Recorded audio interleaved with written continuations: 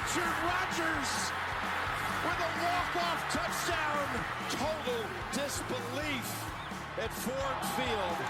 He may go all the way to the 20 down the right side, and it's Randall Cobb to the 5, to the end zone, to the touchdown.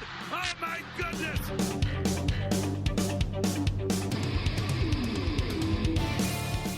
Welcome, everyone, to the Green and Golden Boys podcast, a podcast for Packer fans who are pissed off, sad to see it's all over. I am your co-host, Charles. With me, as always, is the pissed off Marcus. Marcus, how are you? Pissed off, I assume?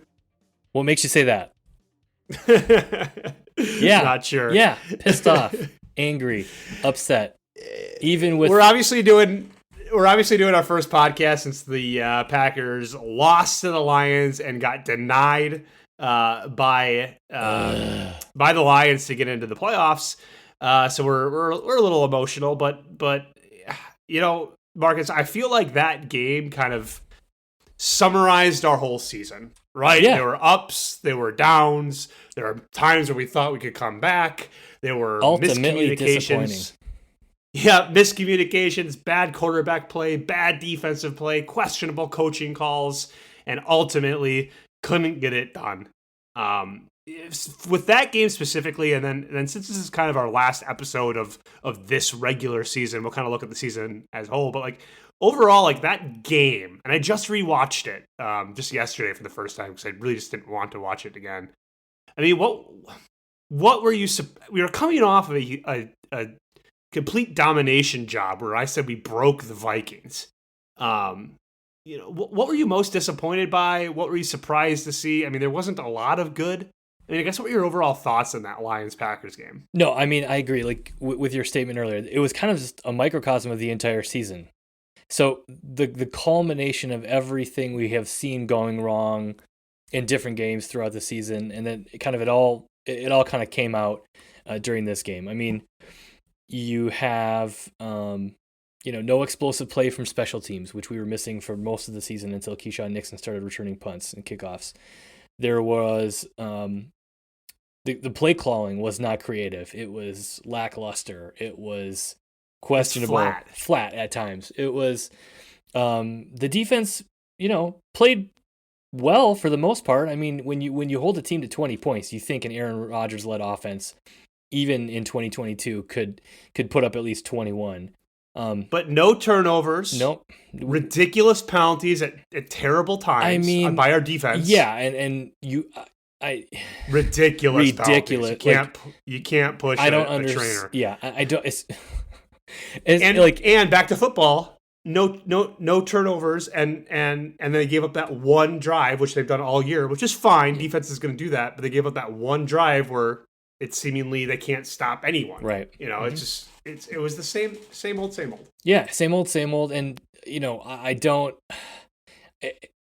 understand. I mean, I know we were going for some balance, but we only had, I think, between Aaron Jones and A.J. Dillon, 21 touches running the football, and then for some reason had Alan Lazard running the football at points with those little in motion starts. 4th and 1 on our side of the 50. Do not understand it. And then I don't know why, but Matt LaFleur just, even though we've been bad on 4th down all season long, still wanting to go for it more often than not. I don't know. Questionable. We'll talk a little bit more about this later, but you start to wonder after this season, is Matt LaFleur the guy? Is he the one that can bring us from a coaching and leadership perspective to a Super Bowl? I don't know at this point.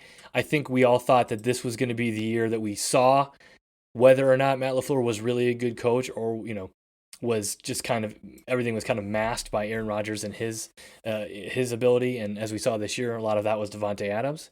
Not a lot of good stuff in this game. It was, just kind of what we've seen most of the season, aside from that winning stretch in the end of the season. For me, there were two moments that were so... There were a couple of things I took away from that game specifically. There were two moments that were so familiar, so reminiscent of our game last year against the 49ers. fumbling the ball when we were on when we were on our way to score again, late in the second half. Aaron Jones again fumbles the ball and potentially has a 10-point swing, but at least a 6-point swing there, right? They get the ball back. The Lions get a field goal at the end of the half. Missing that field goal, I believe we missed a field goal in the 49ers game where I looked at you on the couch last year and said, we're going to lose this game. Yep. And as soon as Crosby hit it off the bar, I'm like, I looked at my wife and I'm like, I think we're going to lose this game. And she's a Vikings fan, so she was smiling. But don't get me started on the Vikings. Yeah. Like I said, we broke them. But and then the last thing that's familiar, and I will take Aaron Rodgers back any year, each and every year, right? I mean, I want to see Jordan Love play, but if Aaron comes back, I'm on the Aaron Rodgers train. But it was yet again another playoff game. Yes, this wasn't technically a playoff game, but it was another playoff game where Aaron Rodgers playoff for play-in, where Aaron Rodgers at times seemed to be playing hero ball, throwing up. There was only one interception, but he really had three. I mean, one got called back with a hands to the face. That was a penalty. It was the correct call, but it was a terrible throw by Rodgers. That kind of dagger throw that the interception was, and there was one in the end zone that should have been a pick. I mean, Aaron played flat in another huge game, a must-win game, and it's just like, I always fought people who were like, oh, Aaron's better, a better quarterback, but Tom's the GOAT because he wins. And over the last year or two, I've kind of started to agree with that. But I mean, this year it's like 100%. Like, it's not even a question. Like, it's a proven track record of like, kind of like what you said, is LaFleur the guy to get us to the Super Bowl? At this point, you got to, even at an MVP level, you got to wonder if Aaron's the guy, because he's proven time and time again that even with Devontae, even with the defense, even with everyone, he doesn't show up in the biggest games. He had another opportunity, speaking of reminiscent of a playoff game, he had another opportunity to go score a touchdown with his legs, and instead threw the ball awkwardly to I think, Big Bob Tunyon, much like he had the opportunity at the end of the Tampa Bay game 2 or 3 years ago. It's just like, it's I'll support him 100% coming back. I love the guy. I want him to prove me wrong, but it's like, there's so many times in that game and in all these play-in, playoff games where it's like, he wasn't the guy. Yeah, it sucks. Is he, I mean, I hate to use this word, especially when it comes to somebody like him, a first ballot Hall of Famer, but is Aaron Rodgers a choke artist? I've heard that thrown around this last week by a lot of pundits out there, and I would have defended him, until my last breath. But after this last game, I'm not sure I can do that. I mean, he wasn't a huge part of why we won those last 4 games, and he didn't do anything to help us win in this game.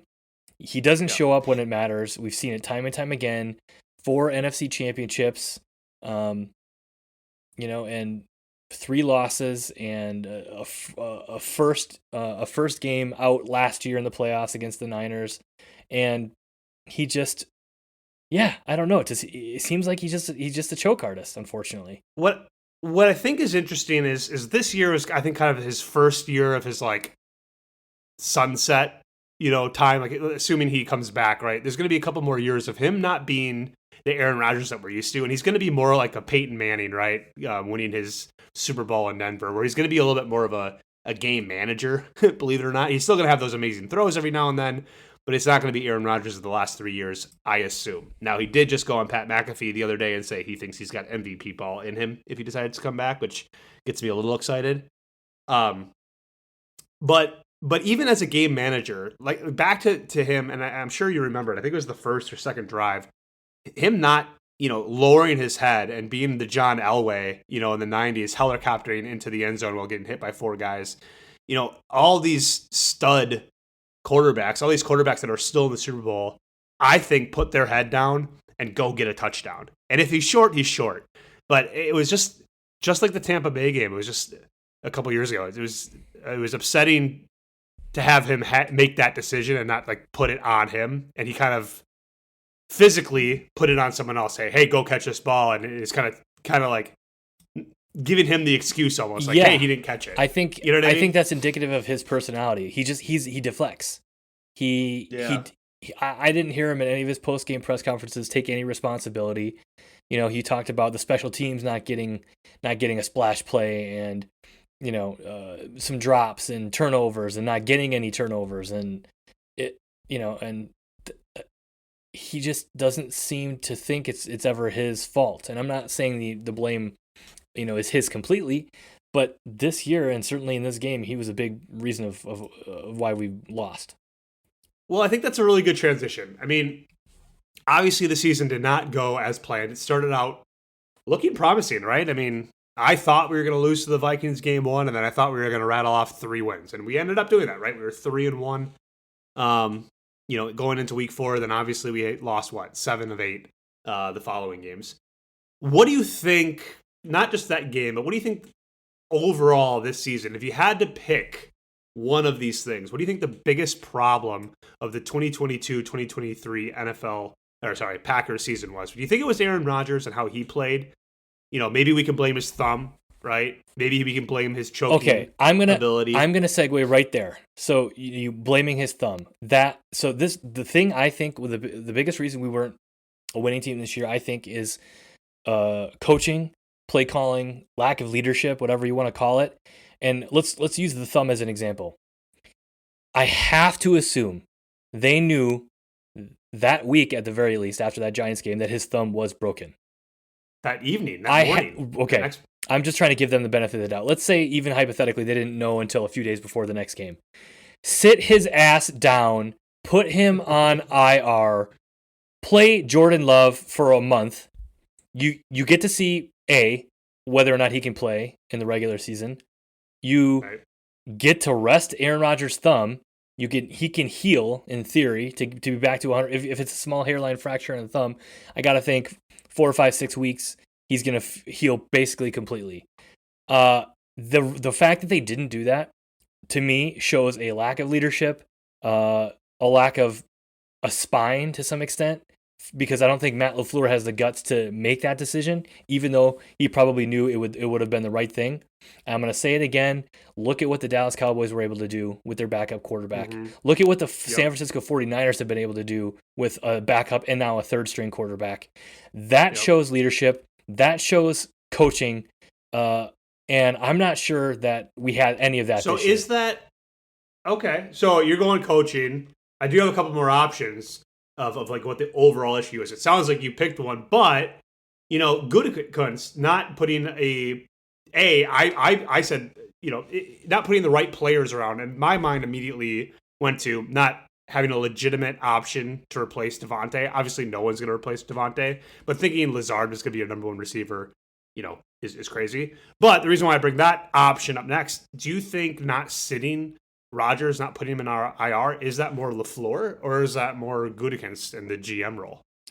I think the GM has the say when it comes to the personnel on the roster, but not that lies with the coach for who's going to play. Gutekunst can say Matt LaFleur, hey, you got to play Rodgers even though he's got a broken thumb, but I don't think that's the case. I think Matt LaFleur was afraid to stand up to Aaron Rodgers and say, you're going to sit until you're healthy. He doesn't have the guts. Let's pretend. He constantly looks like he's about to cry. I don't know what his deal is. That is true. Let's pretend the doctor's sitting at the head of the classroom and Gutekunst, LaFleur, and Aaron are all sitting in there.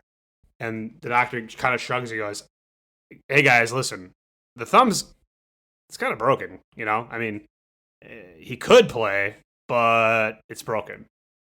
What do you think the 3 of them in that room, after the doctor says that, how do you think that conversation goes? Do you think Aaron Rodgers kind of looks down on those 2 guys and says, listen up, mother effers. He said I could play, therefore I am playing. And the other 2 guys just kind of shut it?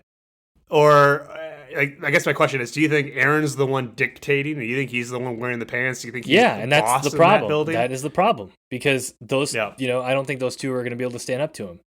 I think Aaron Rodgers probably said that very thing, like, hey, I'm okay to play. I'm going to play. You know what I mean? And he stops any opportunity for Jordan Love to show what he can do. He stops this organization from having the opportunity to win without him. And he has an out. Oh, my thumb is broken. My thumb's broken. So I'm not gonna be playing that well. Well, freaking sit down. So are you blaming You're obviously not doing Goody. Are you blaming LaFleur for not having the spine, or are you blaming Rodgers for being the way he is and just kind of, and we're assuming, right? Obviously, this is all speculation, but kind of assuming, hey, I'm playing. Like, who is that more on? No, I can't blame Aaron Rodgers for wanting to play. I can't hold that against him. That's what you want in a competitor. That's what you want in a quarterback.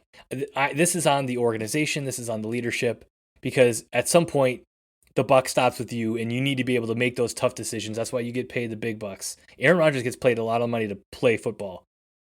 You get paid a lot of money to make these decisions, do things that are in the best interest of the organization, not in the best interest of one single player. Yeah, I mean, you're passionate about it, but it's hard for me to think. I mean, what if we approach this offseason completely differently, and instead of getting Sammy Watkins to be our only real replacement for Devontae, right? What if we approach this offseason a little different, and we did find a who's the Dallas player who went to the Browns, a legitimate-ish number 2 receiver? You know, do you think you think we win 1 or 2 more games if we have, you know, one more legitimate body in the wide receiver room? And if so, I mean, that's on Goody, right? And that's not on Aaron's thumb as much. Like, assuming the thumb situation plays out, well, if we have a Devontae-like player, again, not Devontae, do you think we win a couple more games? I think we probably win another 1 or 2 games if we bring somebody in who's like, you know, a legitimate threat. That gets us into the playoffs. Yeah. But at the same time, Aaron Rodgers wasn't throwing the ball to Sammy Watkins this offseason. He wasn't throwing to Sammy Watkins in the preseason. You know what I mean? He doesn't do enough, I don't think, in the offseason, a la Tom Brady, to prepare, especially in this situation. You lost your number 1 receiver. You lost your number 2 receiver. You have to be able to build some chemistry. And frick, if we're paying you $50 million a season, you can come to the OTAs. You can come to spring camp. You are like, there is no reason you shouldn't be doing that type of thing, because that just shows the type of person you are. You're selfish. You look inward. You don't do what you can to help your team out. You don't do what it takes to help grow and mentor these receivers. And you know, what you're doing is sort of intimidating these guys, so that the first interactions they're having with you, they're scared shitless, for lack of a better term, to disappoint or to drop a ball or whatever. You know, you're not developing those relationships with the way that you should be. And you see it from winning teams. That's what they do. You see it from Tom Brady. He's throwing, you know, he's getting in trouble with the league in some cases, throwing to wide receivers when maybe he shouldn't be, or, you know, doing things before the team is supposed to be able to collect. So that, I think, again, falls on leadership, and I can't blame Aaron Rodgers for wanting to take time off and spend time traveling and stuff like that. But at some point, as the leader of the organization, you know, Goody or Mark Murphy or Matt LaFleur has to put their foot down and say, look, you want to be our leader, you want to be QB1, you want to take us to the Super Bowl, here's what it's going to take. And if you're not willing to put in the work, making more money than most people will ever dream of having in their entire lifetime in a single season, then maybe it's time to move on. Yeah. Let me throw out one more option for you. Let's pretend the offense goes exactly the way it did. We break our thumb exactly the way we did. If Joe Barry and this defense is anywhere near the expectations that we had going into week 1, top 5 to top 10 defense, do you think we win 1 or 2 more games? And do you think that's enough to get us in the playoffs? And do you think that's enough to ride, maybe even to, you know, even with a lackluster offense that kind of got going a little bit at the end of the year, you think if our defense stepped it up sooner, do you think that's the biggest reason why our season failed this year?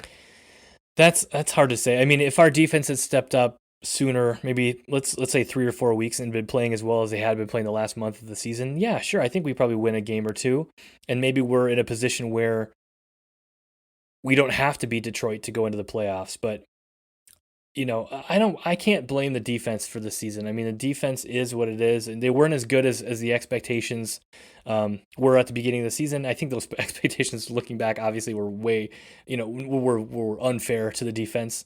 But were they? I mean, I forget the number, but the number of number one draft picks that are on that defense, the number of studs that we have.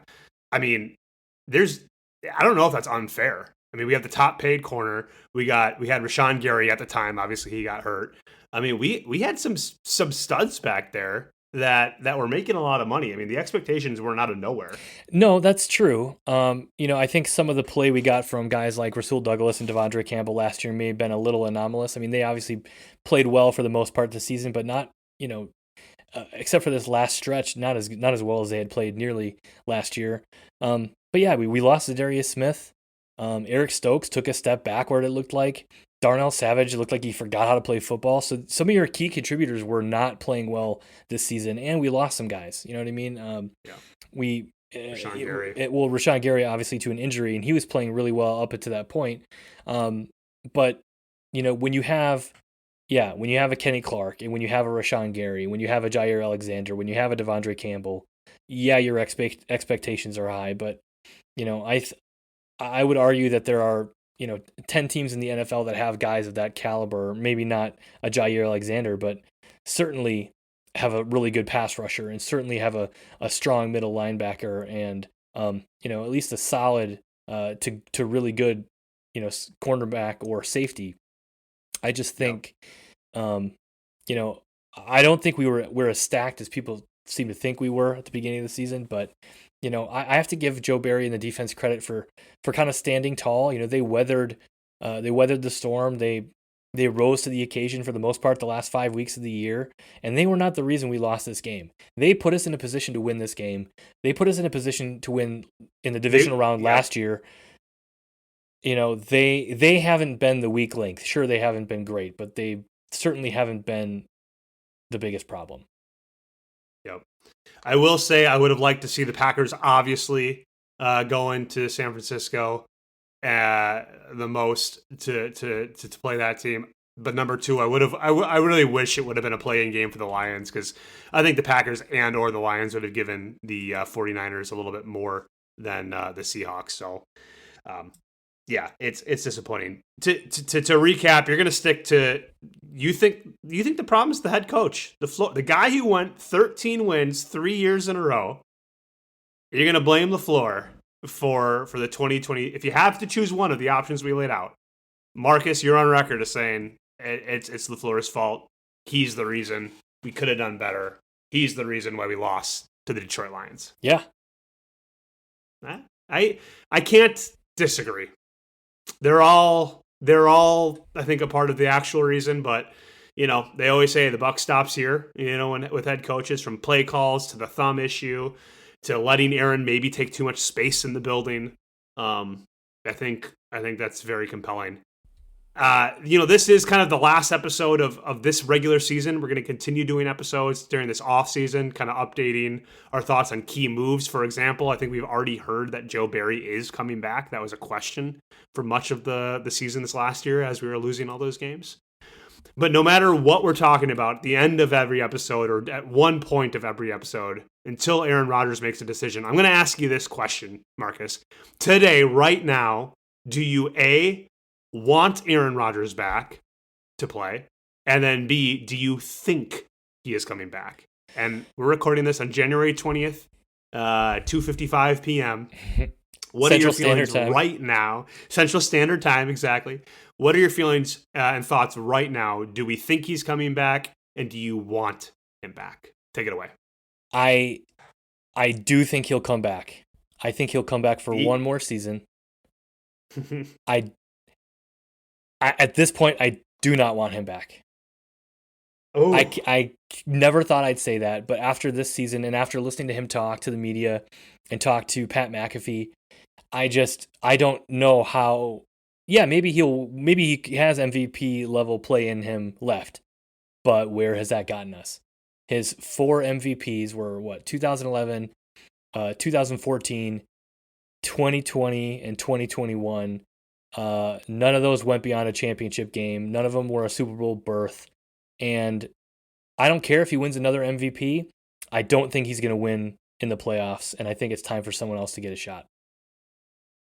Okay, you think he's back, but you don't want him back. I like it.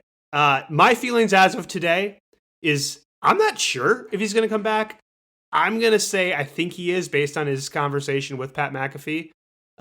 If he thinks he's still got it in him, I think regardless of what you think of his competitive side, any athlete to that level has enough competitive side to say, F it, I want to play. That being said, do I want him back? I want him back if he wants to come back. And not only wants to come back, but he says, F this, guys. We're all having a sleepover at my house all summer long. Get in trouble with the NFL like you said it. I'm going to be at every effing meeting. I'm going to be at all the preseason stuff, everything. And I'm not going to say anything all season about anything else publicly to Pat McAfee, to whoever else.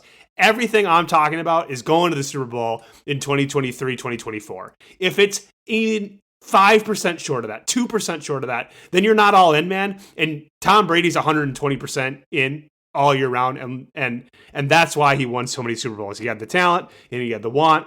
And if you're coming back, man, be all in. Even if it's just a face, just inspire confidence in the guys, inspire confidence in the team, and actually be all in. Show up to everything. Yep, I'm with you.